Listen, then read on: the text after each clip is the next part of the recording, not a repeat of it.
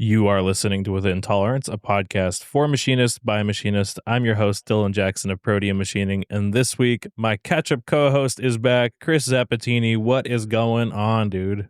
Just fucking living the dream, baby. on the road, per usual. I'm in LaVale, Maryland. I'm gonna see our boy Ed tomorrow.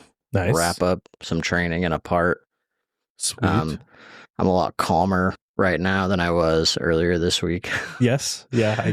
We delayed a day, and I think that made all the difference, because yesterday you were certainly fired up. Oh, I've been very fired up. Yeah. Man. So what happened? We're finally back in a rhythm. Like, this has only been, 2 weeks since we talked last? Maybe 2.5? Yeah. There's a lot, kind of. Because I was thinking, I was like, I bought Esprit, Right. I think that happened because of, Stuff. reasons. Yep. Reasons and stuff. So I had to buy that fucking software, which was cheaper than I thought it was going to be, but also more expensive than I wanted it to be. But, I was like borrowing a license from some jackwagon, and that was no longer a viable option. So right. I got to buy it. And I mean, whatever, it was like $21,000. The sickest thing was no money down, and they gave me net 60, so I can do the entire project before I have to give them any money, and the entire project is worth many thousands of dollars more than the 21. So right. It is a net positive overall. And I called some people and machine tool people, and it's like, hey, I now have this capability, and they're like, cool, I have nobody to do Swiss work with, so like my apps guys can't do Swiss stuff. So if you can help my customers, then like you having Esprit will be an on-ramp to doing more Swiss app stuff. So it's like, cool. So like it just expands the capabilities. It gives us, like, now we're at like 4 CAM systems, I guess, that we use. Right. Well, Fusion. and I feel like you've had a fair bit of customers that have used Esprit, like more than I would think, at least. Yeah, it's a handful of them for sure. Yeah. And I don't get it. It sucks, but like it's fine. It's very powerful, and like some of the things are very interesting. Like it does handle the multi-channel stuff better than anybody. Right. But it's just so archaic. I guess the new Edge stuff is good, but I'm not in the Edge stuff. The 2000 series, they call it, is what the Swiss stuff is. But yeah, so bought Esprit, have been like raging for like weeks and weeks about just dumb bullshit, like needing to move the shop and everything. And I think we found a space that's pretty close, pretty like, it checks all the boxes. The biggest thing, like, it checks all the boxes for us. It's the people that have the building are like hot and cold about machines being in there. They kind of want a restaurant in there or something. Doesn't it have like 400 or 500 amps of 3-phase? It has 400 amps of 3-phase power. Yeah. It's total restaurant. Restaurant vibes. Yeah. Because that's what was in there before, was like a brew pub thing. Okay. But it failed, and then there was another one in there before that, and that failed. So that's why there's another one. Yeah. Yeah, that's why it's only a 2-year lease. It was a 5-year, but the company that was in it went out of business, so they need somebody in there. We're like, hey, we'll take it. So we should know like tomorrow whether or not we got it, which will be nice, because like essentially by the time, if we got it, then like where my next travel is kind of changes. I'll fly to Salt Lake City, because I have my air tank and air dryer in Salt Lake City. So I'll go down there, go grab those, and like some other shop stuff, and drive it up to Boise, because my compressor's in Idaho already. Okay. Yeah.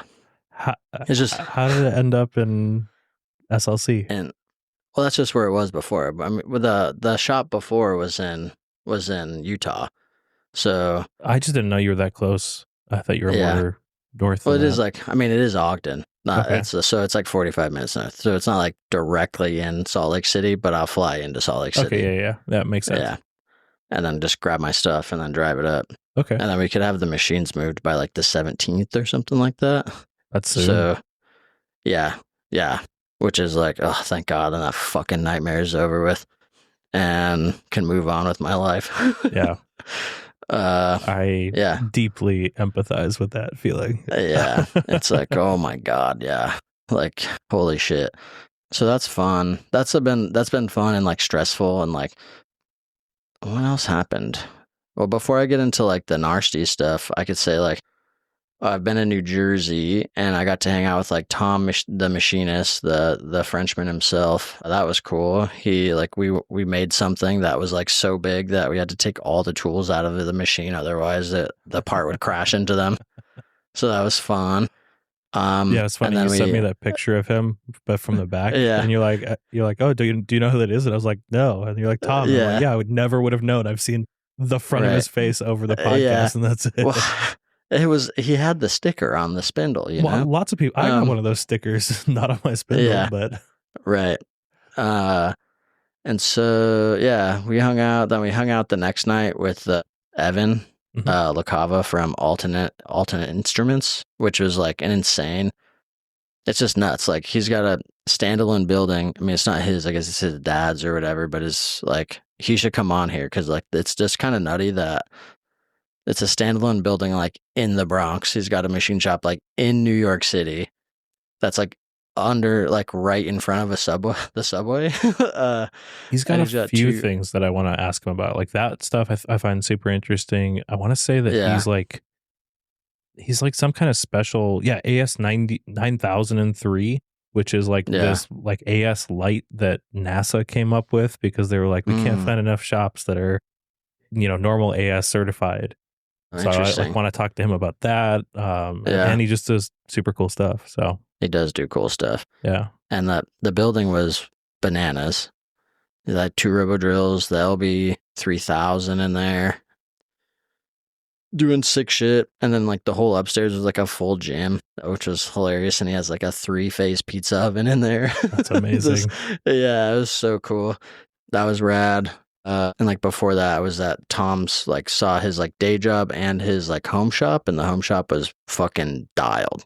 Yeah, that was cool. I expect nothing less from Tom. That's for sure. Yeah, it was very nice. And then the next day when I left, let's see, Saturday, went and saw John, the shop, the shop incorporated, and we hung out in fucking Florida, New York on Pumpkin Swamp Road.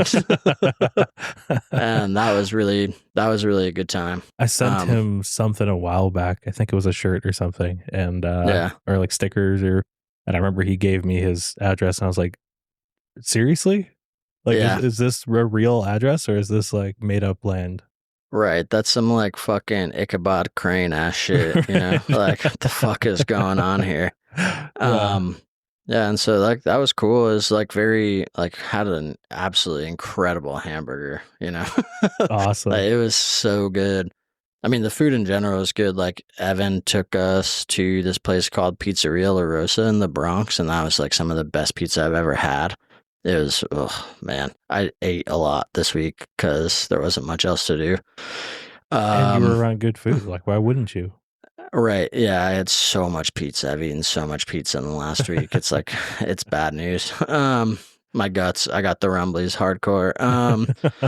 But the rage-inducing part is like I've been in New Jersey, and my God, what a fucking nightmare. So last weekend, I mean, I've been traveling a fucking lot, you know? Yeah. I went from like Washington to Maryland, back to Washington, then to the East Coast. Like just kind of ping-ponging back and forth based on customer availability. Like some people are willing to work weekends, some people aren't. And so like this, my travel kind of fucking flows around that, obviously. Right. So we wrapped the Speed Square project in Washington, like completely. Awesome. And then we're like gonna do like, well, we finished the project and now we're moving on to like the next phase of it, which is making a slightly better vacuum fixture to hold the smaller parts. Like we can hold them right now. It's just it's slow because Right. like we only have like 65 pounds of clamping force, and even the new one is only like gonna get us like 80 pounds of clamping force. But I mean, that's like percentage wise, that's quite a bit more. Right. And Well, it it'll just kind of be sucks. Like it's cool that it's all robot loaded, but because yeah, it's robot loaded, you can't use normal things that you'd use to mitigate that. Like you can't throw pins in it and then cut them off at the last second. You can't like, right, there's so many things that you could do in a normal vacuum fixture yeah, that because it's automated, you're like, well, it is what it is. Like, yeah. Yeah, it's like, well, it's like, can we do this or can we do that? And it's like the answer is like, no, we're kind of fucked. yeah. But it's okay. We but we got it. Like, we're able to make all the parts. I mean, we ended up making like 7 of the parts in 2 days or something like that. The last 7. It was Yeah, the last buddy. 2 days were like very productive, and that was great. And then I fucking took a red eye from Portland to New Jersey, or actually to Baltimore, because I was in Baltimore and I flew out of Baltimore to Boise, like, and then drove from Boise to Washington. So, like, my car is at my buddy's house right now. And then I flew back into Baltimore because I was like, sick, my car is here. But I, like an asshole, and like, this is where I'm like, oh, I'm burning out so hard because I left my fucking car keys in Portland Yeah. or what? In And Washington. so, Yeah. yeah, I was like, You sent me oh, a well, that's picture of fun. like you on the Yeah, plane and like your yeah, air tags. the And I air was like, tag. ooh. Yeah, it's like, oh man, we're fucking really far away. So I had to rent a car to drive, and like, this is how it's. So I had to rent a car to drive to fucking New Jersey, which is like 3 hours away. Mhm.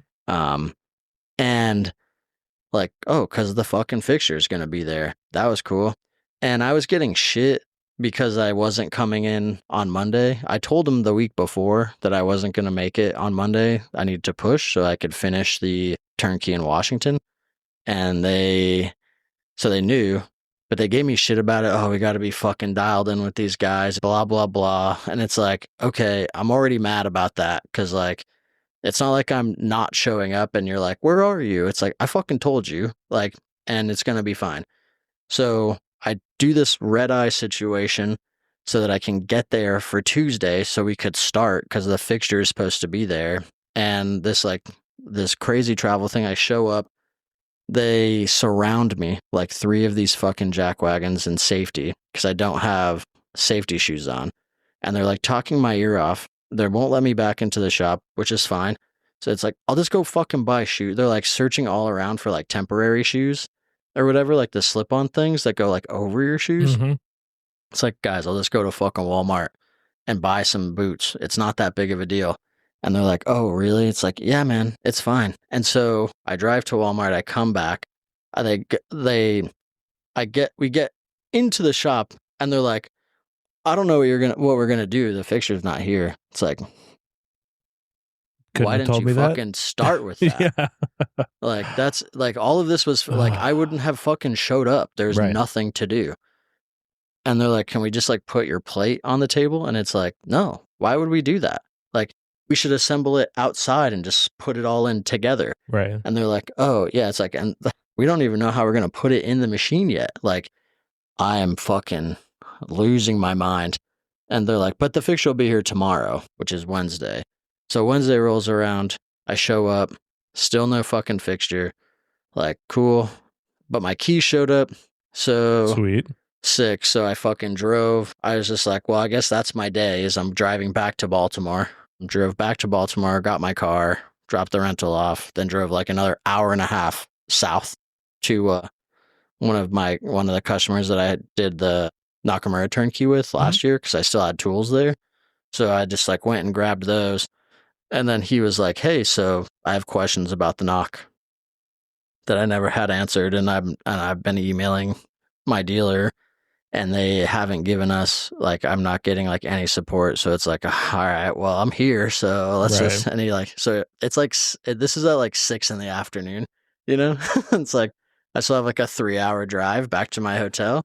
And it's like, well, like I'm here, so let's go over some stuff. And like, so I spent like 2 hours with him, answered all of his questions, and we got somewhere at least. And then it's like, all right, well, you got my number. If you need any help, bye. And then I left, drove 3 hours back to the hotel. Now I have my car, so that's nice. And fixture should show up tomorrow, Thursday Sure. now. Yeah, I So believe wake that. up. And there was like the East Coast has been just like kind of hammered with like really icy weather, like snowy, icy weather right now. So like the fixture stayed in Maryland on Thursday. It wasn't going anywhere. That was pretty sick, And I was like throughout this whole thing too, there was like, even if I could access the machine, I think was it Thursday?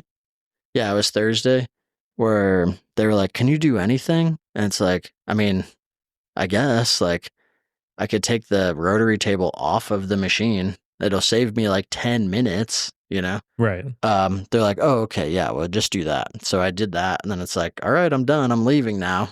And so I left again. But they had like there's like 3 skyjacks in the area of the machine. And the machine is like barricaded off. And the day that I got my keys, I went to like go into the machine. They're like, you can't go to the machine's, it's barricaded. You can't go in there. And it's like, what is fucking happening right now? Like, is this like actually happening? Like, By what the way, fuck are we doing here? How does this company not have a tooling room to make this fixture for themselves? So that I don't know. I mean, I think this is a big company. It's huge. So I think they did make it themselves, just in their North Carolina or South Carolina facility or something. But I don't fucking know. Not to mention, the fixture was like supposedly done already. It was supposed to be there on the 23rd. That's the last information we got. Mm-hmm. And so that's why we were starting this week, was because the machine was installed. Like, they wouldn't let the machine on the floor until the 29th. They had to have the project done by the end of January. Fucking missed that one. Yeah, I'd say but so. they wouldn't let us put the machine on the floor because they were painting it. And it's like, are you guys fucking for real? You're like pushing so hard for this machine to show up because it has to get done. And then they're like, well, we gotta paint the floors. And like that was like indicator number 1 that like this is gonna be a fucking nightmare. And like they're just throwing their fucking weight around because they are so big. And it's Right. like, and I'm just like raging. Then we get an email at some point that was like, oh, have you guys done the second op development yet? Because we just want to make sure it's gonna. Yeah, where they were we like, just want to make sure it's gonna fucking work. Yeah. And it's like, what the it's fuck your do you fixture. mean? What are you talking about? If this doesn't work, it's not my fucking problem. Yeah. And that's been my attitude this whole week, is like, because the salesman is like, well, you just gotta like, how this industry goes. And it's like, right, I do. And also like, this week is fucking my February and my March up. So Right. like, I'm not coming back next week. And they're like, what do you mean? It's like, I've put the people that I'm coming to see now, I've pushed them already. The people after them, I've pushed them already. And I'm not fucking pushing them again. I'm holding the line on this one. And they're like, oh, well, if the fixture shows up, can you do anything? And the fixture did show up at 5:42 p.m. on a fucking on Friday. So it's like, there was not like the whole fucking week is gone. And they paid last for Friday? it. Like 3 days ago? 2 days ago? Yeah. So oh my God. So like there was nothing to be done. And it's just, the rage is just like so out of control. They're like, what's the problem? I'm like, oh, I'll see you on Monday. And it's like, no, you won't. I'm not going to be, I've told you, I'm coming back in 2 weeks. I don't care. Like, this is not my problem. Well, and I will say the silver lining on this is that you told me you're going to put in all your contracts from now on that like people will get charged for delay a game kind of stuff. Yeah. Yeah. It's in there. Good. It's in there. Yeah. Because like, I'm not doing this anymore. This is such a fucking nightmare. Yeah. So that is the silver lining, is that like from now on, if anything like this happens, you're going to get paid. Right. Yeah. And it's just, oh my God, this like the sheer Like it is. I mean, fuck, dude. They told because they're robo drills. They told Maruka, they're like on another project that we're not involved with, that oh, our safety guy doesn't like how wide the door is, so can we just like widen the door 5 inches? Like, what the No. fuck? Like, it's already. And then they're like, because of who they are, they're like, well, we'll standardize on this. There's dangling the fucking carrot. Like, we'll standardize on this if you can do it. It's like, I hate you guys so much. Like, I hate this. I don't want to, like, Do you think I they're going told to do them, it? Because, like, I feel like I Fennec don't, will just be like, go fuck right. yourself. Yeah. I think that's what's going to happen is Fanuc doesn't care, Like, it's like, oh, what? You're going to buy like 20 of them? All right, whatever. Like, Apple bought 50,000, you bitch. Like, like exactly. who cares? Yeah. It's like, how if many are you Foxconn buying? says they want it a little wider, we're going to make them wider, but past that. Yeah. Like, Yeah. It's like, yeah, such a nightmare. It's just like so annoying. But like, like you said, silver lining of it, I got to hang out with some cool people. It really did force me to realize, or I guess just put in the contracts that it's like, yeah, everyone fucking sucks and they'll fuck me if I let them, because it's happened like multiple times now.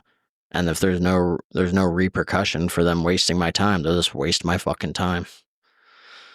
Yeah, and that I mean, that's basically been the last like 2 weeks, I guess, is just like lots and lots of travel. Like I guess like piggybacking on the last guy, the Heidenhain guy, and one of the questions about like the force multiplier of 5-axis, Oh, one of my customers, I don't know if this would have been after. So like it was his first 5-axis, and like we got the parts up and running last weekend, and he was fucking stoked. And it's like this part that took him 7 operations before, and now is a 2-operation part. And it's like, well, how many hours does that save? Like, he's like, minimum, like without setups, it saves 2 hours per part. And he's like, I can basically, he's like, what would normally take like 2 weeks, we can get done in like 4 or 5 days now or something. So we can like kind of churn through these things. Especially going to or really set up like his fusion stuff so that he can, and cam plate. So he just kind of like apply, cause he does like mostly these types of parts, which are like big boxes with heat sinks. So he just like, well, I got a recipe. Away we go. That's awesome. That is super cool. Yeah. Well, I guess any news on your end?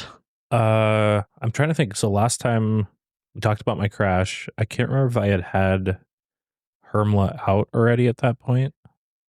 Good. I think you did. Yeah, so machine's fine. That's all good. Yeah. Still going back and forth on like what cam to buy. Like I was very hot on NX, and then talking to more people and just doing some more research. Hypermill's back in the mix now. Mainly like from the support side too is like the big thing. Like everyone I've talked to, like they might have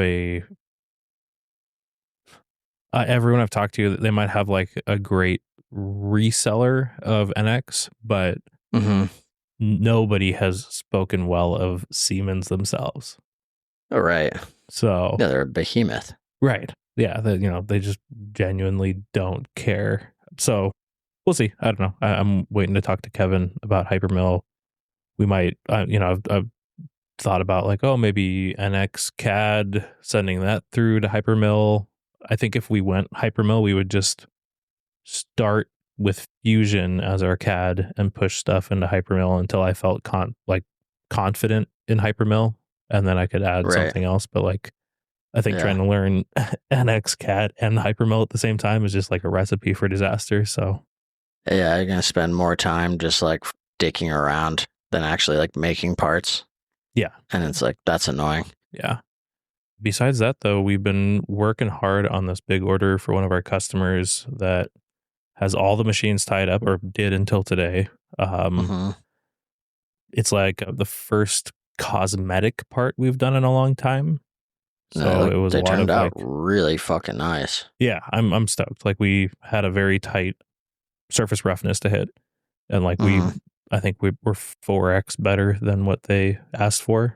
Yeah, no bigs. Yeah, it was awesome. Like they Yeah. look so good. Both Brad and I are very, very pleased with them, and I had to do some nice fixtures with Delrin pads to hold them and further ops so that they didn't get scratched, and it's just working. And there was the first time I've used tilted probing straight out of Fusion on the Hermla.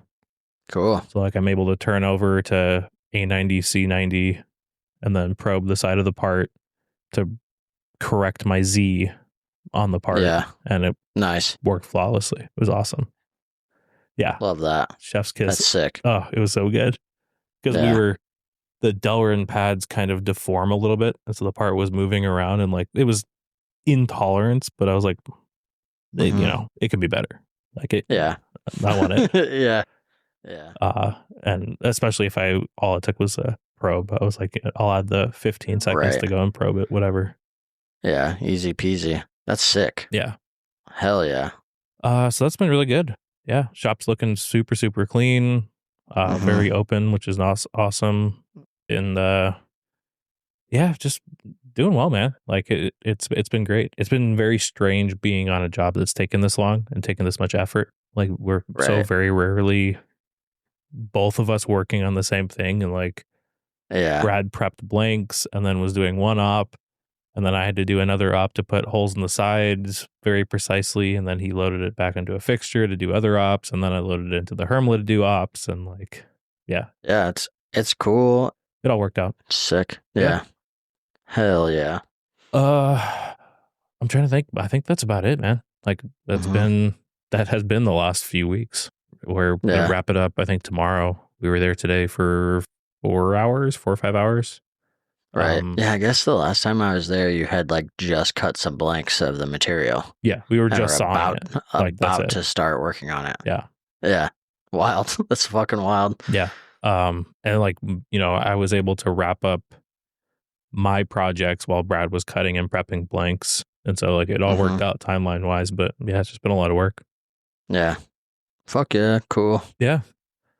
Well, dude, I guess let's just jump into questions then. We got some good ones this time. From the Patreon, Brian Kippen asked, from one business owner to two others, work-life balance, how do you manage what do you strive for? And for me, the business owner to dad transition mashup will be so good. Be sure to leverage your community. It's tough, but worth it.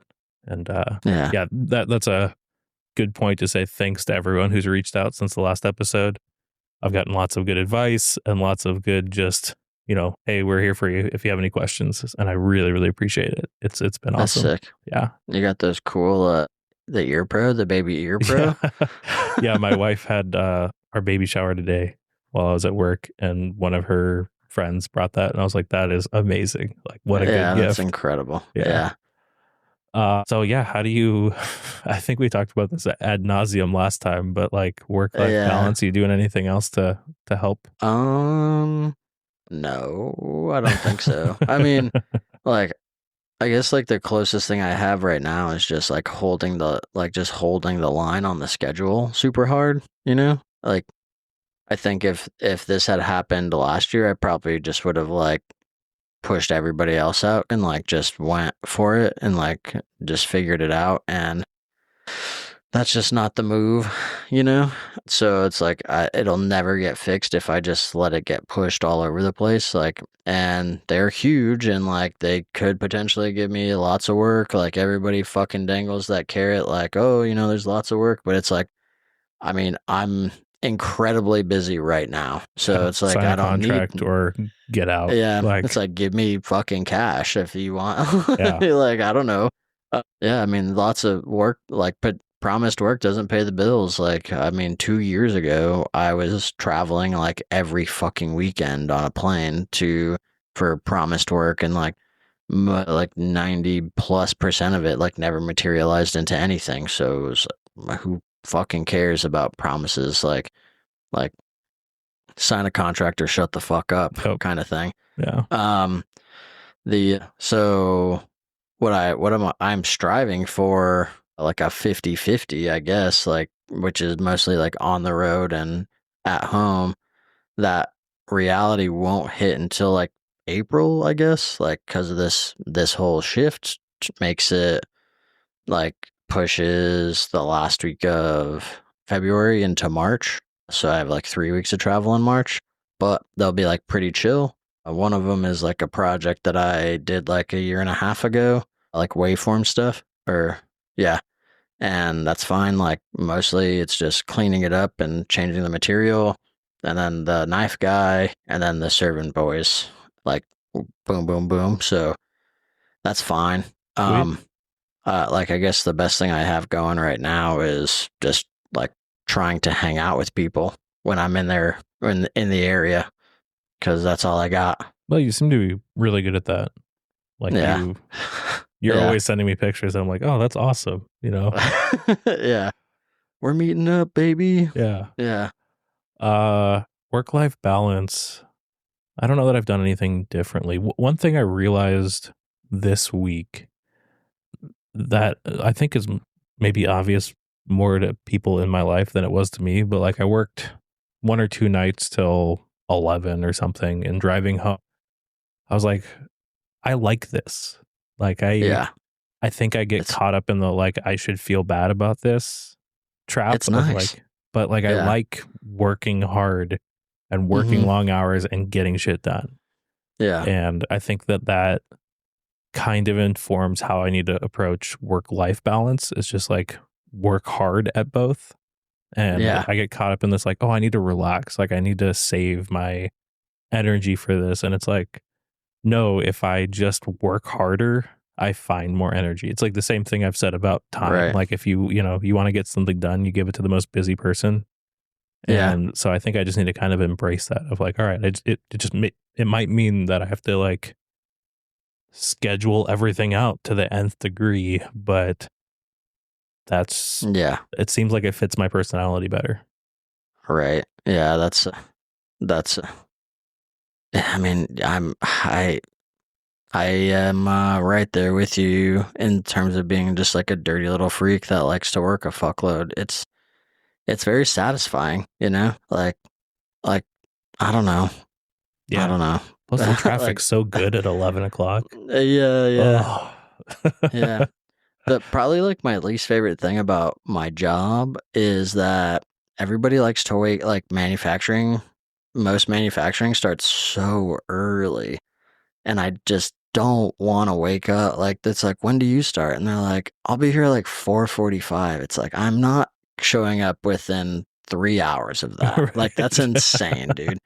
Like Yeah. I'm probably like going to bed at like 1 or midnight or whatever. Like it's Right. just not happening. Yeah, I would say like after lunch is peak, like not maybe after the lunch slump, but then it's like Right. peak productivity for me. Like, Yeah. 1 or 2 to like 8, I'll Yeah. be heaps more Dude. productive than 8 to 1 was. It is, man, you are speaking my fucking language. It's so weird because like there's like an hour or two in the morning where I'm like really on it, like, you know, and those are very productive. And then there's like a few hours in the middle of just fucking around that like it's not like nothing's happening, but it's like might as well be nothing's happening. Like I mean, especially like that's when people are blowing your ass up, you know, and it's like you're answering emails and doing like admin stuff like in the middle of the day. And then once like everybody turns that off, then it's like, all right, now daddy's working for real. Yeah. Now I'm going to get shit done. Yeah. I'm glad I'm not alone in that, because like Brad definitely doesn't work like that. Like he is very much like, he gets to work, he just starts his work and gets going. And then when he's done, he's done. And like me, I kind of just like, him. well, I just feel like a lazy piece of shit half the day, because I'm He's like crushing. you said, he's crushing, and I'm just sitting there like, yeah, I'm answering emails and doing some calls and, starting to set tools and blah, blah, blah. And then like, after lunch, it's like, all right, I kicked it into overdrive. Let's get all these parts done, or let's get everything done that I wanted to do for the day. Right. I spent like an inordinate amount of time today on chat with like ChatGPT and Google Drive, like kind of streamlining my proposal process. Nice. And figuring out like, It's like I always generate like these same 4 documents, and I've just like right click create template, right click create template. It's like there's got to be a better way. And then it's like, yeah, you just like basically like copy paste this exact script and like replace these things into Google App Script. You can just generate the whole fucking folder, and it's like, oh, sick, and it just works. It's like cool. And then like but then that also goes down the rabbit hole of like, well, how do I like, can I get this to be generated from a form? And then could I get that to then also integrate into Asana like seamlessly? Ooh. And the answer is like yes to all those things, but that's for another day.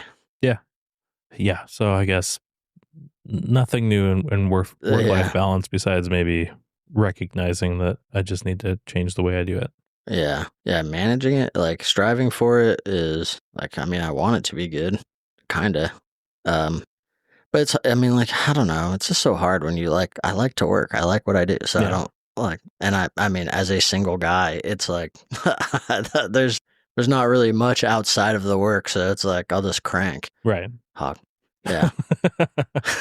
All right. So the next 2 questions from Joel and Doug, I feel like they heard me say that I get uncomfortable talking or like that I don't know my numbers well enough. And they're like, oh, let's make Dylan break out into a cold sweat. Yeah. So Joel asked, can we talk money, margins, pricing of jobs from production to prototype? What percentages are small shops targeting? What percentage of material costs do you guys target? What is the going shop rates for state west of Denver? Are we looking at EBITDA or winging it? What portion of job time is based on person's labor versus machine time? You know, all of that stuff. So I've been thinking about this a lot. And we can get into Doug's question as well, because his was jumping off of that. First off, I'll answer the easy one, which is shop rates.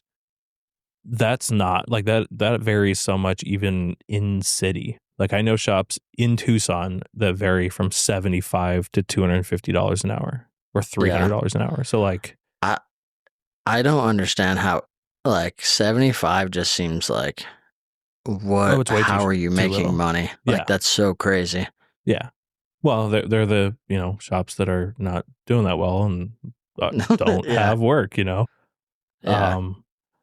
But like I don't think that I think it's impossible to say like what the going rate is for shops in the West are, you know, like pick a number and there's probably a shop out there that has that as their shop rate, but I would say probably $75 to $1,000 an hour will cover the entire West Coast, maybe. Yeah. I mean that kind of covers like the whole country though, you know? Yeah. Like that's the thing is like I feel like, I mean, I don't know, when I do parts or like fixtures and whatever, and like I just couldn't, I mean, I guess I could go down, you know, but it's like it just doesn't seem like, I mean, if I'm doing it, it's, you know, that's what it's gonna be. Right. And I don't know what your shop rate is, but it seems like it's probably pretty close to that, I guess. We raised it when we moved into the new shop and added the Hermla. Yeah. And going to his question about portion of job time is based on a person's labor versus machine time. I've talked about this before. Anything you have me do is charge the exact same.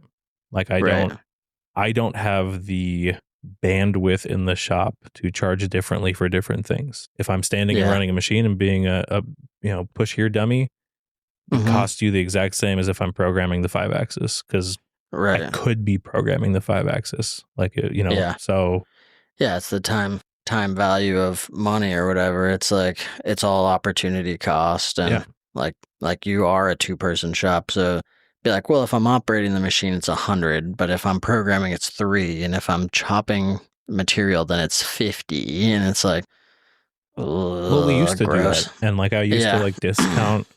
I used to have a drop down on my Google Sheets that I would be like, you know, hard part, medium part, easy part, and it would change our rate. And then I you know, very often encountered where like I was knee deep in easy work at like, you know, 75 or $100 an hour.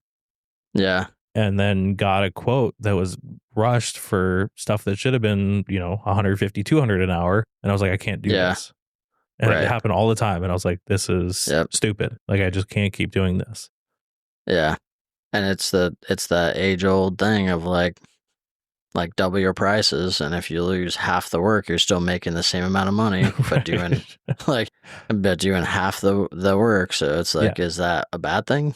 But that's also me as a small shop. Like, even as we add automation, I plan on changing how we calculate that. Like, machine time will be cheaper if it's something I can run overnight on the automation. Right. Yeah. But for us which, right now, 2-person shop, programming and setting up and running everything, it is what it is. Right. And that's not to say that we're like we started as a $75 an hour shop. And like, I wouldn't say that our parts are infinitely more expensive, because we have gotten much better at programming and setup. Yeah. So like the price, I mean, it's gone up obviously, but it's not it's not so much more. We're not priced out of the market for our customers. Yeah, I mean, there's two things to that. Like, you started that 10 years ago or whatever it is, you know?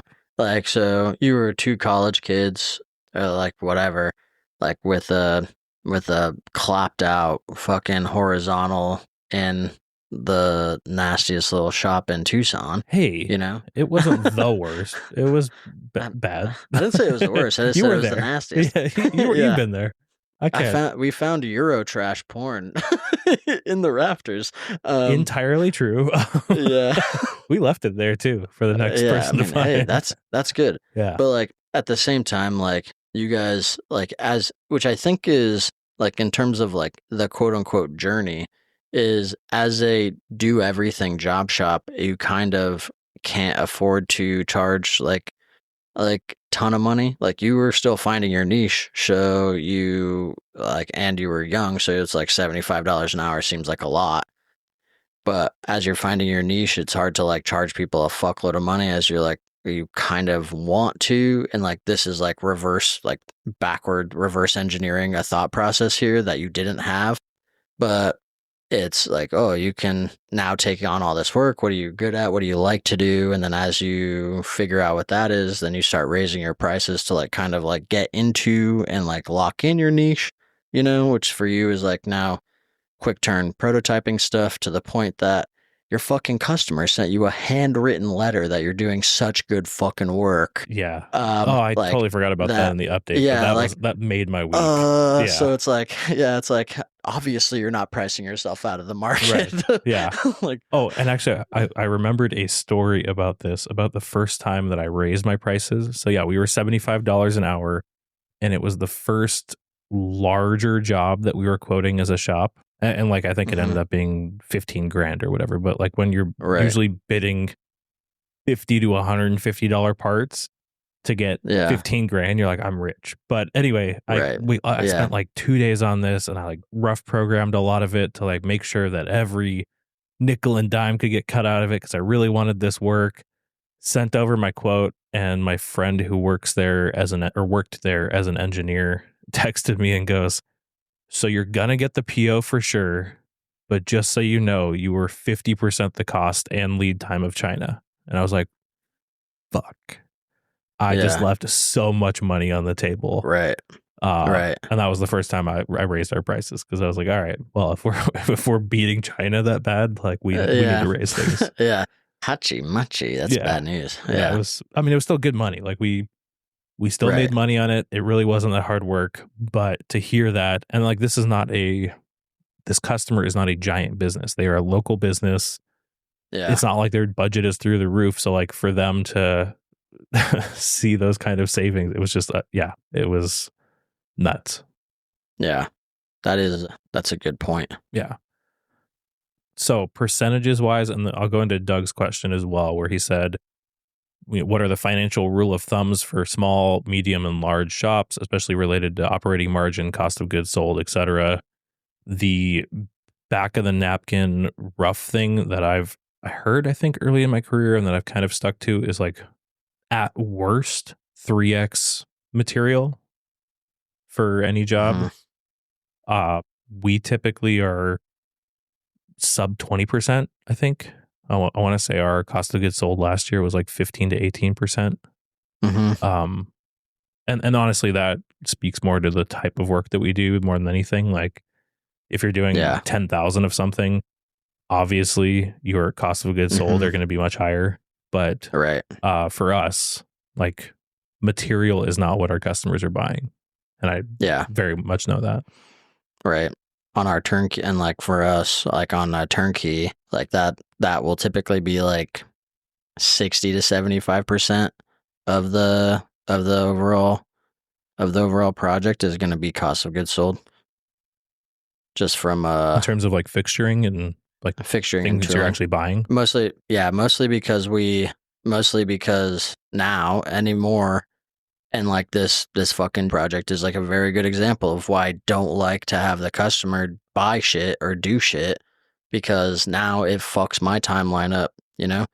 It's like, so if we're doing the turnkey, it's like, I want to build the fixturing and I want to make the fixturing and I want to buy all the tooling and have it there. So like it raises the price of the project up to like, kind of a lot, right? It's like what we would normally be doing for like 20 or 30, like we would be $20,000 or $30,000 to us total is now like $70,000 or $100,000 of money that would be spent regardless. The customer spending it regardless, whether it's through us or through somebody else. But now, like, yeah, I mean, the Squid Jig project, for instance, was like easily is like $100,000 project, and I think 76,000 of that was just purchased items or something. Damn, that's tough. Mm-hmm. Yeah. So in terms of, so Doug gave an example of, what's the typical margin percentages for the operational aspects of a business that are controllable and most easily understood by non-business school entrepreneurs. I don't know. I do a lot of this stuff in retrospect, which I realize is not good. But I just don't have time to do my books that well all the time. And maybe I think I do them probably quarterly because that's when we meet with our tax people. And I'll go and look at things like cost of goods sold and gross revenue and net and all that stuff.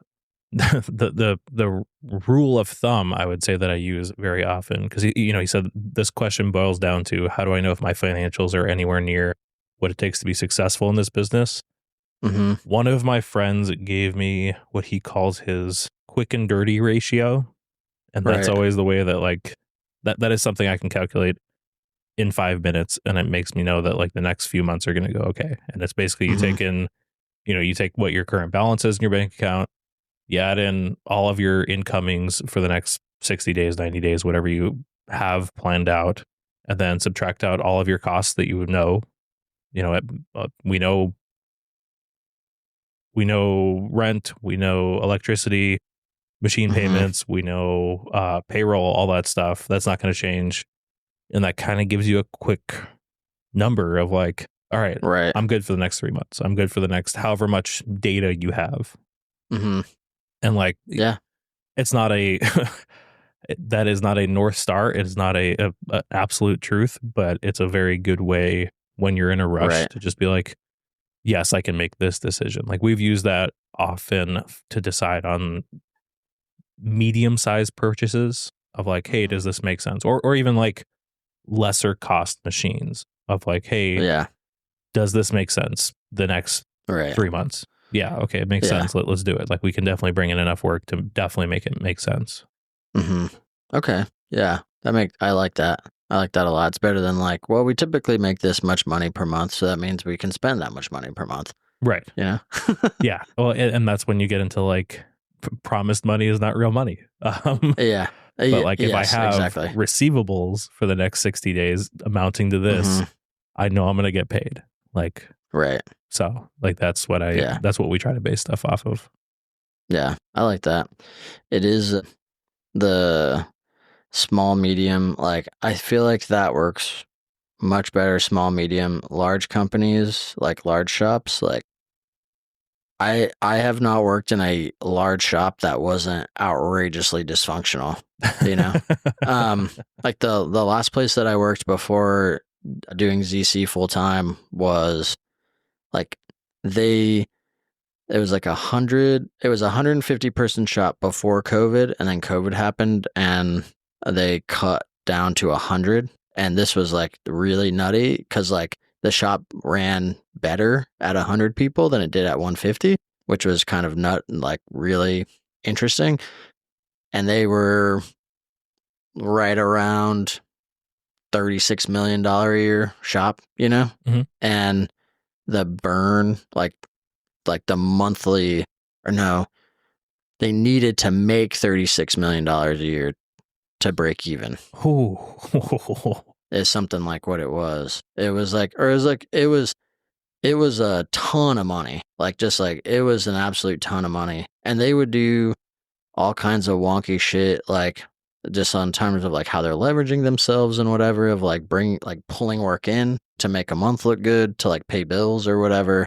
But then like you would see these like crazy waves of, oh, we have a really good month, quote unquote, because like you pull all this work in from oh, it's, well, February is looking kind of light, let's fucking rip all that work from March. And like, so February looks sick, and then March is destroyed, Mhm. and then April looks sick, and then Right. May is destroyed, and it's just like this crazy cycle.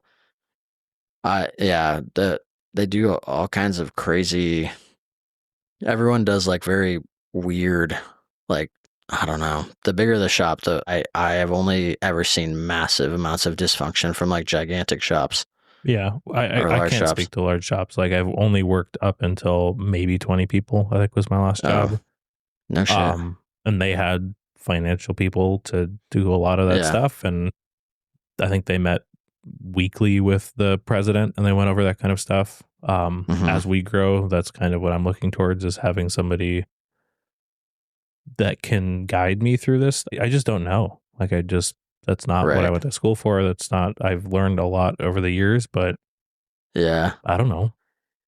Yeah. Do you ever think about, like, this is like an interesting one, but I guess I've never, like, have you ever thought about like bringing in somebody like above you, you know?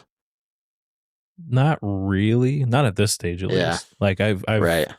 thought about it long term, maybe. I mean, Hmm. hopefully by that point I can just done, Right. like Well, I guess that's like I guess that's like my point, is like if you were getting to that point and it's like, well, like what do we, like, you bring somebody in to start to like run it with you, to like transfer it and like sell it off or Mhm. whatever, and they help you transition and like do this stuff to clean you up. Right. Yeah. It's something that I need to work on anyway, just getting things more in order. But I don't have a good answer, especially for large companies. I don't know how they do it because I've never been a part of it. And, the medium companies I've been a part of, I've had no responsibilities and no access to any of that data. So I just don't know. Right. Yeah. It seems like what you're doing is pretty legit, you know?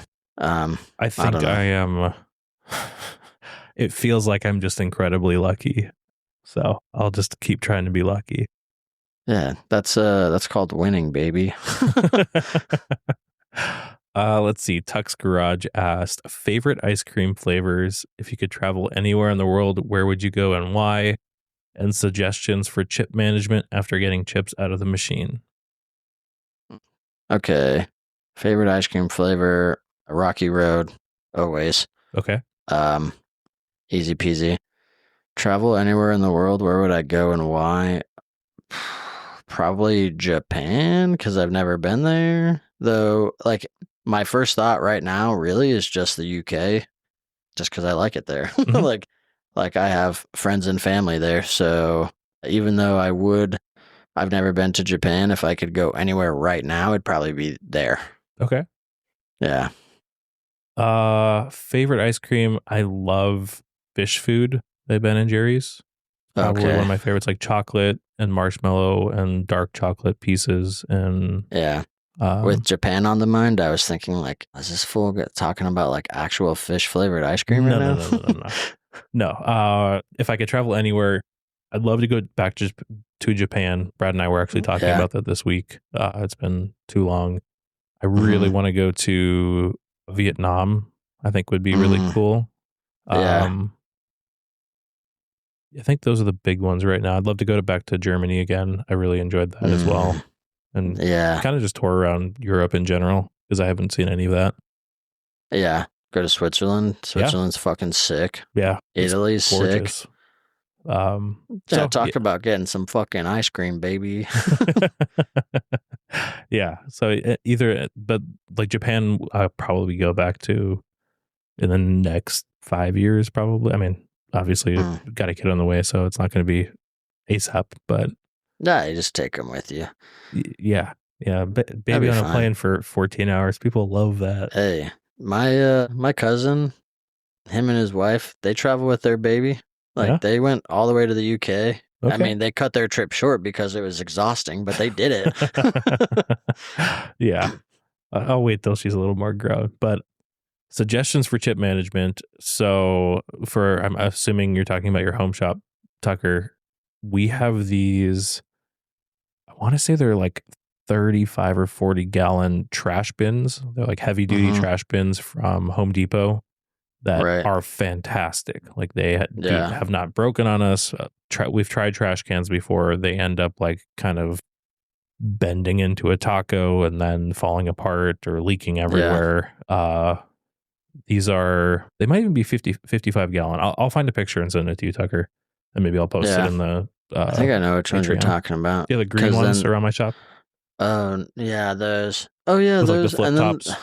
They look like normal what you would roll to the curb for the garbage service. Right. And then the ones that I was using, I mean, mostly for the aluminum stuff, but they worked phenomenal, and they have I think they're like Rubbermaid. Okay. Rubbermaid ones. And they have like a little wheel deal that goes on the snaps into the bottom of them so you can roll them around really easily. And so I got those at Home Depot for like $50 a piece or something like that. Like maybe 50 or $80 total. I don't know, but they worked great. Yeah. And they held their shape really well. Yeah, the big thing is getting something that holds shape and something that the wheels don't collapse on. Because I have also done that where like the wheels just end up wobbly and then falling off because there's too much weight on them. Right. These tractor trailer 55 gallon drum. I mean, you could do like the P Oxenham special and just like dump them on the ground, baby. Fuck it. Yeah, the ground. There's plenty of horizontal space in your shop, I'm sure. Yeah. Just fucking start shoveling them into the corner. Somebody will come get those fuckers. Yeah. There you go. All right. From Instagram, Possum Solutions asked, he wants to hear more about the VF4 install and how it's going. How'd the install process? Because you weren't even there for the install, right? No, I wasn't. So it went great. So I mean, for me, it was fucking awesome. Yeah, I just showed up and it was working. So yeah, I mean so install, as far as I know, is very smooth. Like when I went to go use it, everything was working. Probably the only thing that was a little like the hose for the washdown wasn't tight. So when I used it the first time, it kind of made a little mess on the floor. So I tightened it back up and that was it. That was fine. Yeah, I mean, I've made a couple of fixtures on it. Right now, it's doing absolutely nothing in Boise, as intended. Yeah, that's what you bought it for. Yeah, exactly. To be there when you need it. Yep. And I have a couple, this thing with whatever, once we get there's 4 more plates to make. Once we know that this one works, then we'll make the other 4 and ship them off. And like I said, one more fixture for Squidjig. That I'm really pushing how much space is in that little part, but should work fine. And then possibly making some more pallets for Westcott whenever they're ready to go. Sweet. Yeah. So far, I mean, good. It's good, Awesome. His next question was, he wants to hear our take on 3D surfacing options in Fusion. He's been using geodesic more, but sometimes it does weird things. Yes, it does. Yeah. It is the best, worst, or worst, best toolpath that is in Fusion. It was the easiest to get, especially on 5-axis stuff. Click a bunch of Yeah. faces, tell it to do it. It's like, yep, I got you. And it's like, Mm-hmm. also though, I'm gonna run the cutter through the part. Yeah. So It's like, oh, all right. yeah. Or it'll have really janky lead in and lead outs randomly in the middle of a surface. You can kind of get rid of Yeah. those if you go into the last tab and change the linking behavior to follow surfaces. It will just follow the Okay. surface with the linking move. And so it looks like Yeah. a lead in or like another pass. I try to keep everything to like steep and shallow or any of the original HSM toolpaths because they seem to give Mm-hmm. better code right now, at least. Yeah. But like there's just some parts that I've done where like geodesic's the only way I can do it. Like it's Right. the only thing that looks at the surface the way that I want it to. Because like steep Yeah. and shallow will only look at it from your tool orientation and try to get what it wants, but like you can't do undercuts unless you change to steep only. That sucks. Yeah. Yeah. And I also don't. like I love flow, but flow doesn't have a machine over holes option like geodesic does. Like geodesic is the best toolpath and also Yeah. the worst toolpath. Right. I really like. I use the blend toolpath a lot. Blend is good. When it works, it is amazing. Yeah, that's a fucking key word right there. Yeah. There are certain times where I've gotten like blend should be better. It seems like it would be better, but then like parallel, like just parallel works really well. Yeah. It still is like kind of MVP Mm-hmm. of like as long as for non 5-axis like straight surfacing, it like parallel just kind of fucks, Oh, like yeah. it just gets the job done. Yep. I love flow as well, but flow is obviously UV driven. And I very often get models that the UVs are just not nice. Like you'll have a billet around the entire top of the part and you're like, oh, sweet. Flow that thing. And then Yeah. at every corner, it changes its UV. And so it like does a nice horizontal path and then tries to do a vertical pass on the corners and then a horizontal. Yeah. It's like, ugh, all right. I got to use contour. I got to use steep and shallow, or I got to use something else. Yeah. So that, like, what you just described there too, like, for what it's worth, Hypermill handles that type of shit really well because you can, like, grab all the surfaces and be like, make them the same. Mm-hmm. And that's fun and cool. Yeah. Yeah.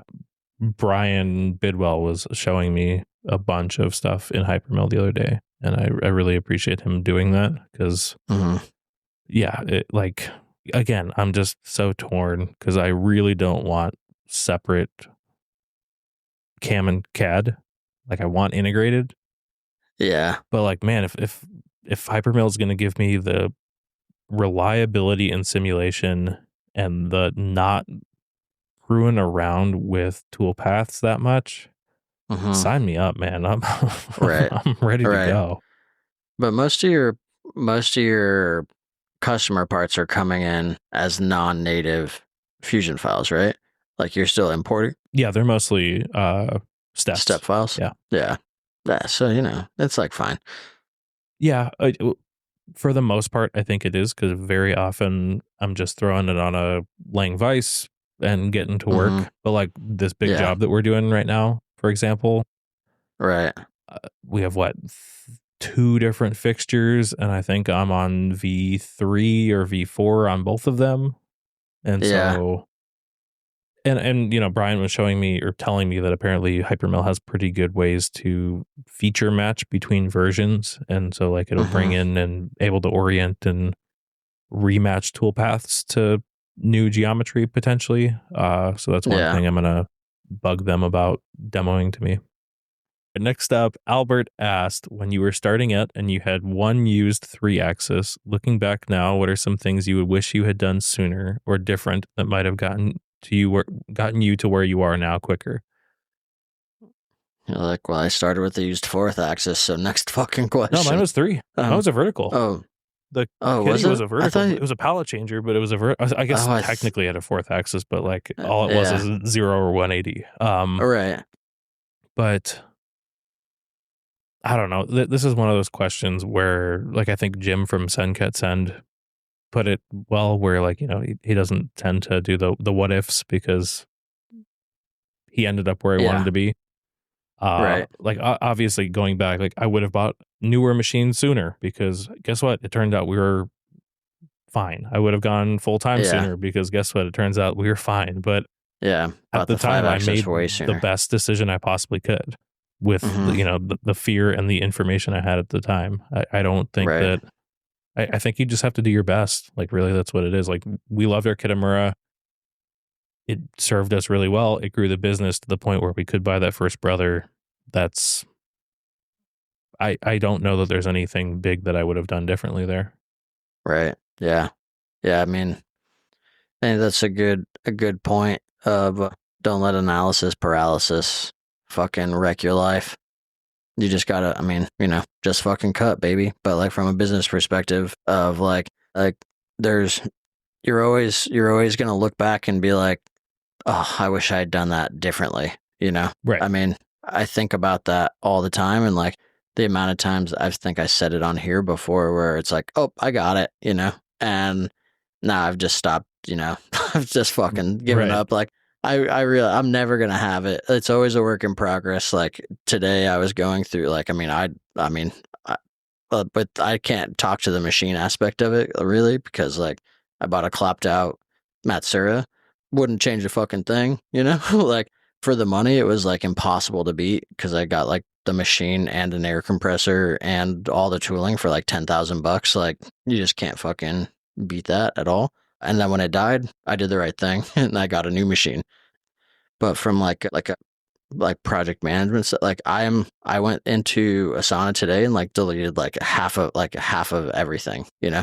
Mayette, who was like in one of the projects, like reached out and he's like, "Did you mean to do this?" And I was like, "Yep, I'm fucking redoing it all again." Like it's just I need to find a way to make it work. I guess one thing that thinking back, I wish I had done less of was like, I think it's very important in this trade to experiment and find new things.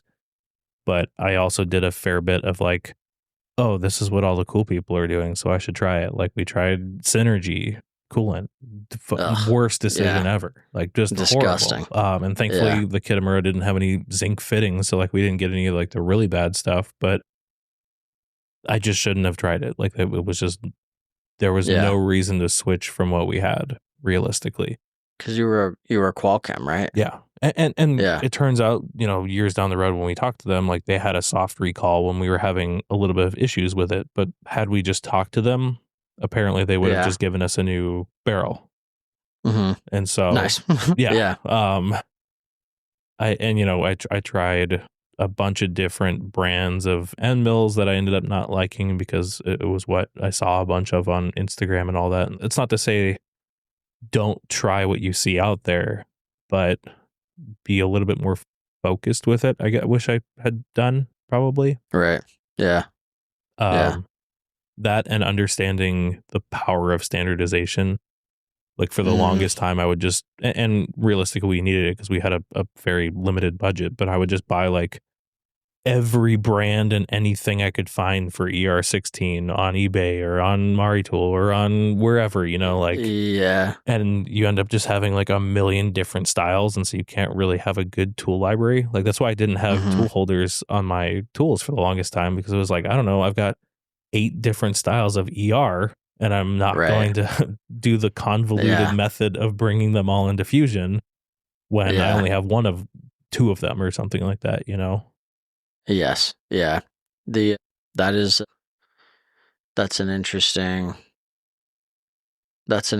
one too, which is I mean kind of tangentially to that is like it is hard to understand how the impact of like and this kind of like keyways into John's question, but it's like really hard to understand what a good tool holder and or like I should say like a great tool holder will do for you.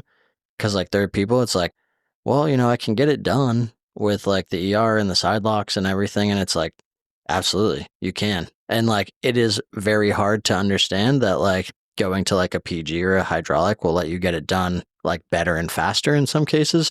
Like like I, it's and like like I've had those conversations with people, and like it just doesn't like they they have no frame of reference for they've never used them, and so it's like I'm doing so well right now. How much better could it be? And it's like in some cases like double everything and it's gonna eat it, or like your tool will break as soon as it touches material with the shitty holder, and Right. like that is a I mean the project that I'm going to do in at the beginning of March, where we switched their shit from ER16 Farions to PG25 like 2 years ago. They were like, "Well, that's really expensive," and I know I've said this on here before. I'm going to say it again, but it's like because it is really expensive. Yeah, it really But they were is. like, "Well, can't you just use our tool holders?" And it's like how like they can't be that much better, surely. And like legitimately, it's like, sure, we'll try it. And the tool fucking grenaded as soon as it touched material. And then it's like, well, put the same tool, PG 25, run the same thing, and it just didn't break. Yep. And it's like rigidity matters. Like rigidity, concentricity matter. And to that point, I would say I like to answer John's question is Yeah. I think So I tool felt bad holders are because I better. missed this one in our last Yeah. one. Yeah. So John, yes, your question: should you invest in better tooling or tool holders? Yeah. And I think I would go with holders first, personally. Yeah. I don't know. I guess I don't fucking know. Cause like I think about like on that note too, I'm gonna immediately contradicting myself because like when you talk to Joel at Frasier with like an AXFPS, because you're like ripping so hard with those things, he's like the tool holder doesn't matter. Put it in a fucking side lock because you're Right. gonna get so much deflection. The concentricity means nothing. Right. And it's like sick. Yeah, true. Yeah. I feel like better tooling has come down in price enough that like it's an easy one to do. Like you can stock Right. and switch all your standards to good Oh, tools for very cheap or yeah. inexpensive. They're it's still money, but like I mean we've said Yeah. it a million times. Like the E-cuts are the best deal in stainless tooling out there as far as I'm Yeah. concerned. Like they're not Yeah. the cheapest. It's You can insane. get Chinese tools. You can get a 3/8 for $20, but for Yeah. $38 or $35, you can get an Right. E-cut that's going to outperform anything else that I've ever used. We a 17.4 job we did a few months ago. We used a $80 half-inch E-cut, and it was like we needed to dial it in so it wasn't lasting super long. But they, in the meantime of us dialing it in, and they were like, they waited to say anything before they ran out of they ran out of tools before they said anything, like fucking assholes. But um, they in the meantime tried a Walter tool, Mm-hmm. like a Walter, and it just blew up like immediately. And the kid who was running it was like, "Well, how much are those E-cuts?" Because he just assumed they were expensive, and I Right. was like, "That tool's $80," and he's like, "No way." He's like, "That Walter that we blew up was $300," Right. and it's like, what the fuck, dude? I'm Yeah. like, that's absurd. Well, and I think that Um, like there's a big, and this is just speaking to Freza specifically, but like I think there's a big misunderstanding that people think all of Freza's tools are expensive. And like that's not to say that they can't get super expensive. Like they're some of them are nuts. multi-cut Yeah. XF stuff for stainless finishing. They're, I think I had a job come up where I needed a super fine sidewall finish, and it was like a 6 millimeter with a 13 millimeters of length of cut for, it was like $110 or something for a Yeah. 6 mil. And I was like, ugh, but it worked. I got a Yeah. sub 8 RA Yeah. like in Yeah. 316 on a sidewall finish. And I was like, sweet. All right. Yeah. You need it. If Yeah. you need it, you need it. But Yeah. So, yeah, I E-cuts are guess. great. I've said a million times, like I love Destiny tools as well. I think they're fantastic aluminum tools, and they're a little bit more expensive than what's else is out there. But again, like you'll see a big jump going from AccuPro to Destiny or AccuPro to Freza. Yeah. And that being said, like, if you want to try Destiny tools, hit me up because I went to high school with like their sales guy, like their main really? sales guy. And he really wants me to like push his shit. So like if somebody's interested, like hit me up. I can get you some stuff. Sweet. That being said too, like before I forget, because this came up, like we just bought a bunch of Shunk hydraulic holders, the silvers, the Nintendo silvers, for Town Cutler, and they're running a deal right now, which is like insane. It allowed us to buy like 50% more holders essentially. That they're if you buy the holder, they'll give you a sleeve for free. Oh wow. Yeah, so it's like the holder. These are BT30, so like your mileage may vary, but like we went with 20 millimeter Nintendo silvers with the sleeve, and so the holder was like $250 and the sleeve was $155. Ooh. So we got like, but they're right now like all the sleeves were free. So like we went from 5 holders to 8 holders, so like 60% more holders. Nice. Because they're running that deal, and I asked him how long they're running that for, and he said many, many months. So if you're in the market for new holders, like definitely like talk to them, because they make really nice shit. Mm-hmm. I think it's just the silvers, but I'm not sure. Okay, so I think I'd say tooling first, and then also I would agree. Between tooling and tool holders, I'd also say if you're just using ERs, buy good collets. Like a good collet in a mediocre holder will still give you much better results than shitty collet in like a Rego holder or something. Yeah, that's true. Like I think no, you're right. It is good tooling, and like if you just know, like, I mean, what an asshole thing to say, but like if you know what you're doing, like the holder shouldn't matter. Like I made all my fixtures on the Matsura, like all my end mills were in side lock holders. Right. You know? Like yeah. It was fine. But like you can get Rego collets for like $30. Right. And I think an import one is maybe 20. So like you're going to spend a little bit more, but I mean, that's some of those where the rubber meets the road is like the collet. Yeah. Some of those Amazon like specials are crazy cheap. Yeah, but don't do that. I did that, but don't do that. They have like burrs inside the collets, and dude, like they don't work. Yeah, yeah. You're like, why is my drill drilling 100 thou oversized? It's like, oh, yeah. Oh, eccentric drilling, so cool. Exactly. Yeah. So I would say that like definitely tooling, and then if you're using a collet system, buy nice collets, because like nice collets in a Haas holder, you'll be doing pretty well. Right. Yeah, and the Haas holders are pretty solid. Though like their shit, like I will say, if you're looking at their hydraulic holders, just buy Shunk. Shunk's cheaper actually. Really? Than Shunk is we looked at them after we bought them, because it's like we just went all like for the mini RCR stuff, and the Shunk stuff was cheaper and smaller than the Haas stuff, which was very annoying because the Haas stuff is like 2.7 inch diameter on the Cat 40 hydraulic holder, and if you have over 50 tools or 30 tools on the wheel, the max tool diameter without going to a heavy tool is 2.5. So we had to super whack. So if you have 100 tool carousel, like, and you buy those holders, like, and we bought like 10 of them, like we just knocked out like 30 pockets essentially by doing that. Pretty whack. So frustrating. It's very frustrating. Yeah. Yeah. And then I guess like if you're looking for better tool holders too, like we had a lot of good luck with a bolt buster and cheaper shrink fits for a while before we got PG. Like they're nice. You can buy the Haas shrink fits. They're not that expensive. And I think they're YG1 supposedly. And then you can use a $200 bolt buster from Amazon rather than a torch. Definitely do it over a torch. And that works for a while. Nice. All right. Nice. VRE Precision asked biggest mistakes in the shop and difficult situations, machine, employee, customer issues, and stuff like that. You got any good stories for us? Let's see. I mean, biggest mistakes. I made a lot of fucking mistakes in the shop. I think like kind of like the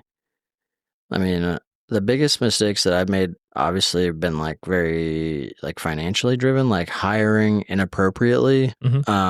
And like in 2022, like I brought on a bunch of people, and like we did eventually make, like that year we did make $1 million revenue or whatever, but like we didn't make any money.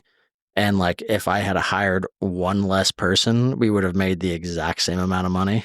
But Oof. you know, like it was, so that was like brutal, especially considering that that person ultimately was like such a terrible fit for the company. And that's like, and like ultimately that's like on me, like not recognizing that. I mean, it comes back to the same shit, which is like, I still don't, and like I still am working on building a system that I can like plot people into, as opposed to, that's like why I was looking at the whole Google Drive stuff today, is like how can I streamline this whole situation. But it's like the biggest mistakes I would say like are poorly hiring and putting people in a bad situation, like working for me, because I just don't have anything for them, like concrete for them to do, because I just do the stuff, you know? So the difficult situation would be like, how do I manage somebody, is like managing people that don't think the way that I think inherently, you know? Which is hard, because it's like, I don't know, like here's the concept, go do the work. And for me, that's enough, obviously, because it's my company and that's how I operate. But it's like, what do you mean?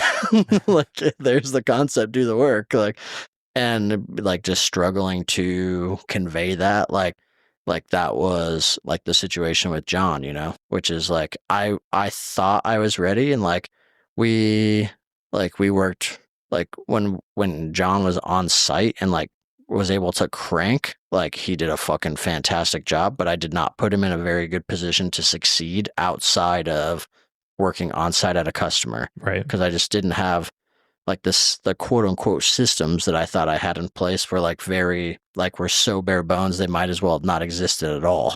Well, and so they like worked for that you, sucks. so you would just assumed like, Yeah, oh well, this should work for right. anybody. Yeah. Yeah, and so it's like I need to like think about think past myself, essentially. It's like, what does this actually, like what do we actually need to do here, and like how does this work? And so that's like what this year is going to be, is just me and Hirsch, more or less, like just kind of like building all of this, like building an infrastructure, so that when we are ready to like plot people in, it is like more or less, like I don't want to say like tightly controlled, but just better like actually defined as like what the role is, and like what a project looks like, what training looks like, what the retainer looks like, et cetera, et cetera. So the biggest mistake I could say is like not having proper systems in place when hiring people. That's a good one. That's a really good one. I don't know. And then I guess I crashed in Akuma really, really hard once. Yeah. Yeah. Yeah. Though you crashed it into finding the issue. Yeah. That guy, I saw the salesman at IMTS, and he was very not into talking to me. Really? Yeah. Oh, he my was goodness. so upset. Yeah. Anyway. Yeah, I don't have any like big crash stories. Like I crashed that face mill early in my career. I had the crash in my home. Like it's not a big crash. Like I wouldn't describe, it's not a, terrible crash. I had that one on the Hermla. I've done stuff like, dropping my boss's indicator out of the spindle onto the table. That was a embarrassing one right in front of him. Yeah. He was very kind about it. I will say that. Yeah. Is that the one who told you to fuck up already? Yeah. Yeah. And is that how you fucked up? You're like, oh no, this dude. The face mill one was the one when he told me that.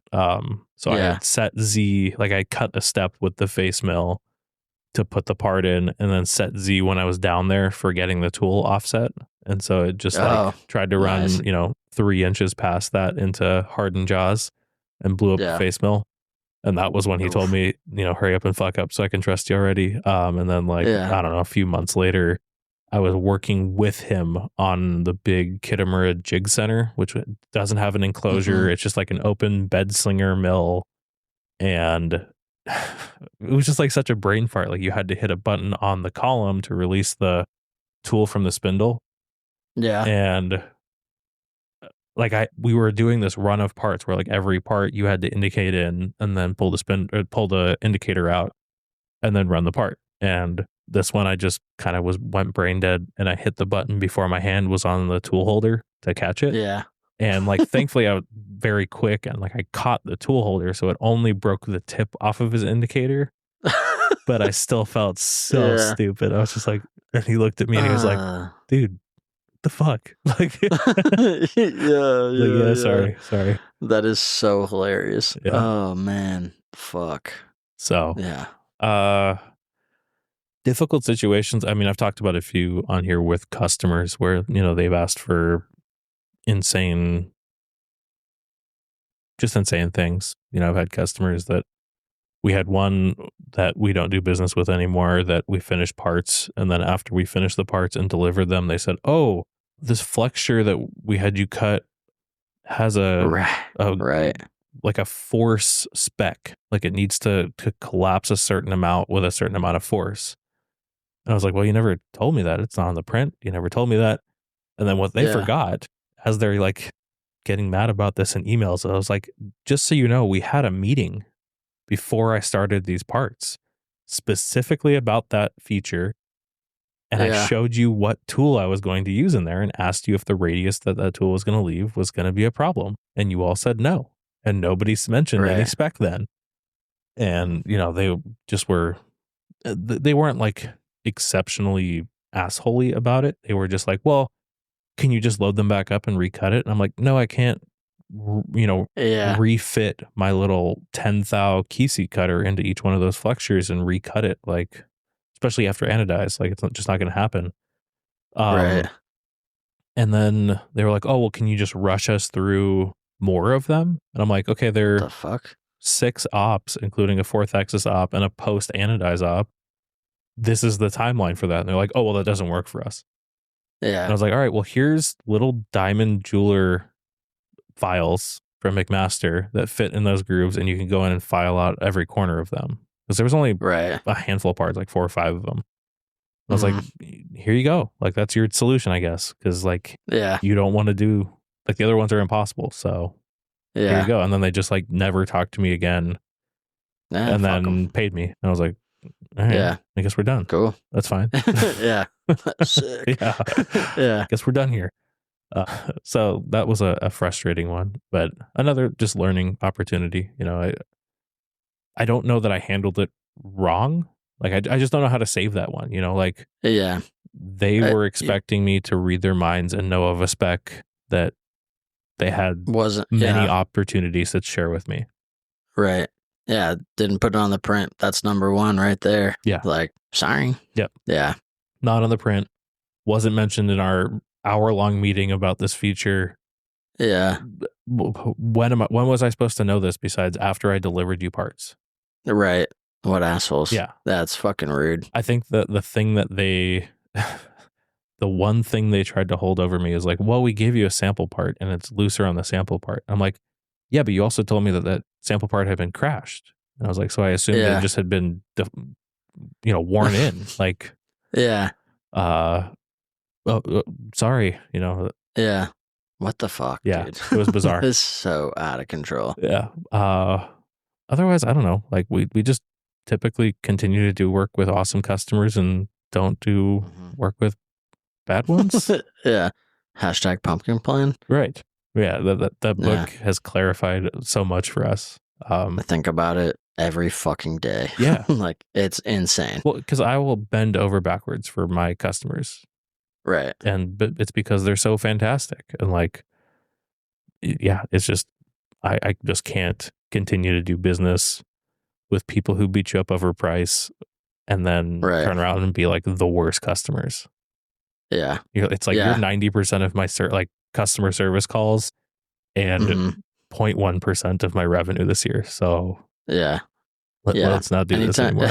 Anytime it starts to go off the rails in terms of what I normally would do, my eyes are glazed over and I'm no longer interested. It's like, I don't nope. Like this is this is we're on a path here. You're either on it or you're off it. Yeah. Like, again, we're busy. Yep. You're busy, I'm busy. You're either in or you're out.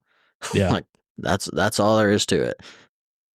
Alrighty, these questions are specifically for you because I have no experience, but Tron Industries and Conyers were asking about mill turns. Tron Industries was asking about who's the go-to company for getting post-dialed. He's been having some issues with the people that have been dialing in his post for his Akuma Mac turn. I'm assuming it's a fusion thing? It is not fusion. Yes. Huh. So, and then Conyers was asking, you know, they're about to get their first new mill turn, Mazak Integrix versus the field, the Mazak Control versus the field, programming mill turn and fusion, just chatting about mill turns. So, what are your preferences for cam, for machines, for controls, all of that stuff? I mean, control's pretty easy. Like, I am a Fanic guy, so that is my go-to. Like, I think the Akuma control is pretty cool. Like, the OSP 300 or whatever it is was neat. There was things about it that I did not necessarily love, but I mean, I think given working with that particular customer was also a fucking nightmare. So that might have been shading my thoughts about the Akuma itself. And like, there was just a straight up issue with the machine that was preventing us from like getting over the finish line, which is very annoying. That being said, like it did, I think I'm like an Akuma hater at the moment. I will not deny that. I do want to revisit the control just because it's been a while, you know? But for the time being, like I'm way into like Fanic. I'm very comfortable on a Fanic. It gets kind of interesting with the multi-channel stuff, but who would that be? That's then? okay. Who? Like Nakamura, Doosan. I think, yeah, I guess Nakamura and Doosan. And then you have like Mori with their Silos stuff. I have no idea what that's like. Oh, that's right. Because like some of the Silos is Fanic, some of it's Mitsubishi. Right. Yeah, it's very, I have no idea what's going on there. Yeah. I know that Dennis did not like it because he gave that machine, he got rid of his. Oh, really? Yeah, he said it was weak and whack. Like I mean, I don't think it's any secret that I'm like just I really, really like Nakamura's. Like I do. I mean, I'm in Maryland right now to do a fucking Nakamura like share key thing or whatever. So like we're going to do on a B-axis mill turn, and like it gets the job done. I like to program that with Mastercam. Like in terms of cam software, I still think, and I will maintain, like the best software for the multi-channel stuff is Esprit. Like as much as I like hate using it, it does it. Like they legitimately, and they build all their own posts. It's like very like vertically integrated, and like they will be like, you will not enjoy necessarily. I mean, I guess the edge stuff is fine, but like it is not a very enjoyable programming experience. However, like it is straight post and go. Like if your toolpaths are good, you will fucking post 2-channel fucking programs, 3-channel programs, and it will work. Like transfer and everything, like no hand editing. It is kind of insane how good it is, truly. From a posting perspective, just the software is not fun to use. That being said, I would say like the close second for me is having done both the MX100 and everything on Esprit and in Mastercam.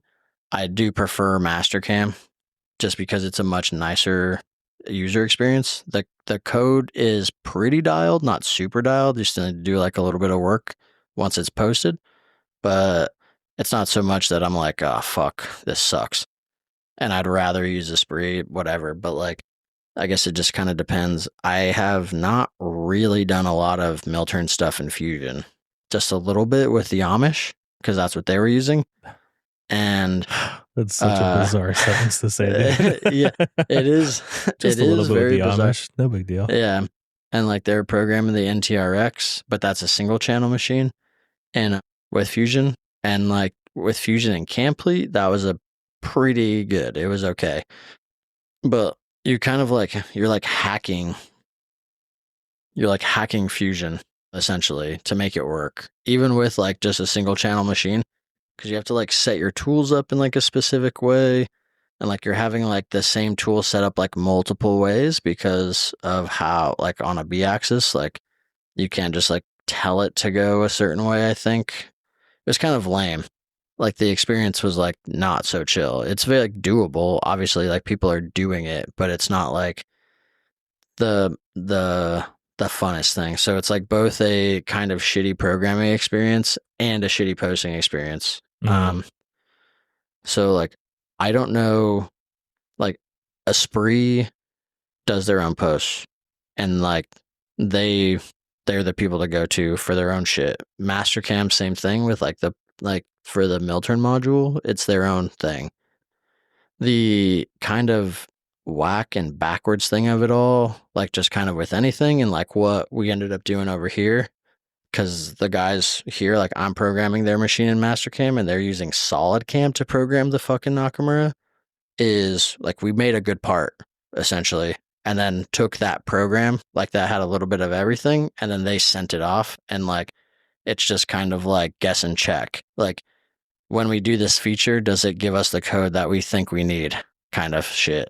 And Oof. that is the worst part, but like that's also like the easiest part. Like Right. the easiest thing to do is like starting from a good program that makes a good part. Yeah. Like which means that you need to kind of know the machine somewhat intimately to, and like have a good understanding of like the GNM codes and like its functions, which kind to of be able to like as a development process, if you don't know the machine, you're SOL. Yeah, it does. So it's like, I don't know, it like that's the like assholey thing to say is like learn your like it's worth it to learn your fucking machine. I mean, you're doing complicated shit, like Milturn stuff is complicated, like it's probably worth it to dive into the manuals a little bit. Right. But it's one of those you know? chicken and the egg things where you're like, Yeah, I need a Milturn. I've never had one before. I'm going to buy the machine. I can't start learning about it until they give me the machine and the manuals and all that. But I need to make money ASAP. So I'm relying on somebody to give me a dialed post because I don't know any better. And then you get a post that's not dialed. And that's a chicken or the egg, especially like with the SolidCam situation, because they're like, we're not going to give you a post until you give us a good program to build the post off of, which is like very, the whole thing, like that part sucks, but it's like, it doesn't, like, I hate to say that it doesn't not make sense that it's like that, just because like, I don't know. There's a lot of that fucking industry, or like that portion of the industry is like the Swiss market, so to speak, and like the Milturn stuff is like you can do a lot of shit by hand, unfortunately. Like, right. So because most of those jokers are doing shit by hand, like and like you can't really do like 5-axis programming by hand, so like where does the development time go is to the 5-axis stuff and the mill stuff and whatever. And I mean, it's just like it's a supply and demand type of situation, so like kind of not the best answer in the world is like just there's just not enough people doing it right, to justify it. Yeah. Unless you're Esprit, and like that is what because that's like what that fucking software does better than anything is multi-axis turning. Right. Or Milturn, I should say. No other software like really focuses on that. Like I know people have said it in the comments before. I think there's some guy, I'm blanking on his name, who's in Southern California with like all Milturns, like all Nakamuras, and he's like, Esprit's the fucking shit. And like it's one of those things, if you get past the quirks and you can like live with them, like once you get your Stockholm syndrome like totally fucking dialed in so that you're like, oh, this is actually good, you'll be happy. That would be the way to go. But it's going to cost you like it was legit like $21,000 to get it. Right. And that was with like a 25% discount or whatever. Yeah. And so, but like, I don't know. Is that a permanent license or is that yearly? That is with maintenance, I think. Yeah. Well, yeah, but like there's a big difference between having to pay maintenance and you can technically skip that and Oh, it is. So sorry. That is a permanent license. Sweet. Okay. Yeah. So like, yeah. So if I stop, where'd you go? There you are. So if I stop paying maintenance, I still have access to the software forever, which is amazing. I just don't get, I just don't get updates. So like that is something that's very cool. Also, one of the sickest things, I didn't mention this when I was talking about buying it, but they will rent you a post for $350 a month. Oh, that's sweet. So you don't have to buy the post if you don't need to buy the post. Which for you is perfect. And it's like, that's why they did it. I want to talk to Kevin at Hypermill about it, because I'm like, yo, this is like kind of a sick fucking program. Because the posts, I mean, dude, like some of these posts, like $4,000 to $10,000. Oh, easily. Yeah. And you're like that could be the whole cost of the job. Like, and you might not be able to do it. Like you might not need to use that fucking post ever again. So yeah. I'll say that that's a big plus in the Hypermill column for me too, is that as far as I know, it's a permanent license. Whereas NX, you can technically buy a permanent license, but like they kind of trick you and make it really, really hard to keep a permanent license anymore. Yeah. So not good. Yeah. We'll see. Yeah. I mean, I love mill turns a lot, you know. They're so much fun to work with because they're just fucking nuts. There's a lot of shit going on. Getting the post dialed in is like the most annoying thing if you don't have a good post builder. I don't know if like DSI has anything like that does a good job for like anything. Well, not for anything, but like for any mill turn stuff, you know, like. I assume they probably do, but I don't know. Yeah. And I guess like in this, like Mazak Integrex versus the field and Mazak Control versus the field, like my experience on Mazak Controls is fairly limited, and I was like not impressed. Like at the end of the day, I feel like if you're heavily involved in like Mazatrol, then it probably fucking rips. But otherwise, it's basically like a Fanic with like extra, like a lot more screens. And a skin. I don't know anything about Mazaks. The only thing I've ever heard is only by Japanese Mazaks. Right. Yes. Like very much in line with DMGs as well. Like the American DMGs and Mazaks just have such a terrible reputation. Right. And I think all the Integrexes are built in Japan. I don't think they build the Integrexes in the United States. Oh, okay. Good then. Not any model. Yeah. So I guess like the Integrex is such like a massive line too, because like they have some of that I believe are like VTLs, like big ones. Yeah, which are cool. Like it depending if you're at that big, like then there's probably no better machine for you, like where it has like the VTL and like a fucking B-axis head. Right. So you can do some like really sick shit. But if it's not that, then I mean, like, I'm going Nakamura like 10 times out of 10, pretty much. And that'd be like what, an MX100 or something? MX100 or the NTRX or the NTJ250. Okay. Something like that, which is like the MX is small. That's the small one where it's got like a little C4 or like a C4 captor spindle and a lower turret, like a BMT 55 lower turret, and you can bar feed like I think like 2 inches through that thing. So it's like it's pretty good. It's decent, but it's like it's a little bitty guy. The NTRX you can like has no lower turret. It's like C6 or something, and you can bar feed like 6 inches through it.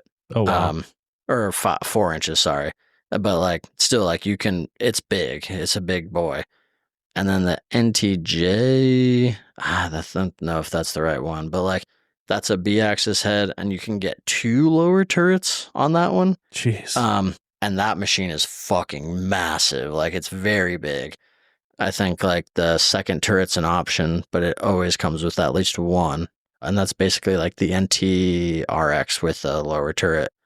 And you can like park both the lower, like typically like with Nakamura's, they have like a cutoff zone for the turrets, but you can park both the turrets under the main spindle if you want.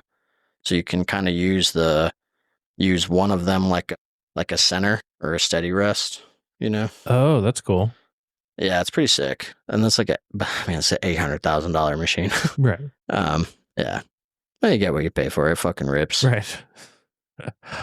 All right. Well, we are going to skip most of the new last questions from Patreon because we answered them last week, and they're kind of a one and done, I would say. Like, we've definitely answered the work-life balance. Right now we're deep in the challenges each, I think. And I don't have anything new that doesn't pencil out, but definitely going to continue to ask, what is one cam, metrology, or business tip or trick that helped you this week? I think I got 2 there, and like one of them isn't really like a bit like, I don't know, it doesn't feel like a tip or trick, but like, I mean, for some of the automation stuff I've been trying to do, like business automation stuff, like, I mean, like everybody knows, like ChatGPT has been like a tremendous resource for that. Like, it just gives you like full code solutions where like, and you're like, hey, this didn't work. And it's like, try these things, do this exact shit. And it's like this thing that would have, if I like tried to just Google my way through it, I probably would have got there eventually. But then you can just like ask it very specific questions and like, or even very broad questions and like kind of hone in on it. And so that's a dope one from like a business perspective. And then like a cam one, I would say, is been using the compare and edit function in Fusion a lot more. That has come, like the last time I used it, it was kind of trash, you know? Or like it anymore, I will like maintain that like with more Fusion updates and more Mastercam updates, they get closer to being like one and the same, you know? Where now the compare and edit function in Fusion operates very similarly and even like a little bit better than the Mastercam one, where it's like, oh, I can change all, like, oh man, I fucking forgot to change these 10 toolpaths have a fucking plunge rate of the 13.3333. I don't want to go into each fucking individual one. You can just like select them all, like right click, compare, edit, search for that fucking feature, and then change them all. That was like, oh, that's great, beautiful. And I feel like there was something else in Fusion specifically that was like, yes, I like this, but I don't remember, so maybe not. Okay. Yeah. One, I guess, is more like a kind of a business machine shop trick that I'm using currently on that job is I needed a way to locate my stock or my blank more or less in the last op. Like, it kind of clamps with like C clamps. And I was like, oh, I'm like gonna like use a caliper, like the back of a caliper, blah blah blah. And then I was like, oh, I can just print a work stop that goes over the part and like banks up against the fixture. And it took all of 10 minutes and maybe 15-20 minutes to print. And the depth on it off of the printer is within a thou and a half. Like, I need to be within 30 thou, I think, for this to work. And then it's like within a thou and a half. And I'm like, oh, sweet. Yeah. Super awesome. Yeah. Fuck yeah. As far, I don't really have any cam or metrology ones. Nothing new in Fusion that I've been working with quite yet. Right. Well, then let's hit the last one. I'm bringing back for our episodes. What did you research this week?